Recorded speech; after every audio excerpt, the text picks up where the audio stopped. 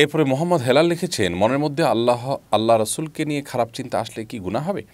যদি অনিচ্ছাকৃতভাবে মনের মধ্যে এটা এসে যায়, আপনি ইচ্ছাকৃত আনেন নাই, তাহলে এর কারণে আপনার গুনাহ হবে না, কারণ এটা আপনি ইচ্ছাকৃত করেননি, আর ইচ্ছাকৃত না করার কারণে আপনার কোনো অপরাধ হবে না। তবে সেটিকে যদি আপনি কন্টিনিউ করতে থাকেন ইচ্ছাকৃতভাবে, তাহলে সেক্ষেত্রে আপনার গুনাহ হবে।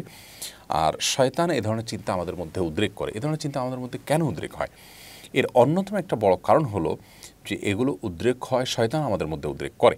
নবী করিম সাল্লাল্লাহু আলাইহি সাল্লামের কাছে এরকম একটি প্রশ্ন একজন করেছেন। তিনি বলেছেন যে এরকম যদি কোনো ওয়াসওয়াসা আল্লাহকে নিয়ে বাজে চিন্তা তোমার মনের মধ্যে আসে, এটাই তো ঈমান, এটাই তো ঈমানের লক্ষণ যে তুমি তখন এই বিষয়টিকে মেনে নিতে পারছো না। তার মানে তুমি আল্লাহর প্রতি বিশ্বাস রাখছো, তোমার ঈমান আছে, সেজন্য তুমি এটাকে মেনে নিতে পারছো না।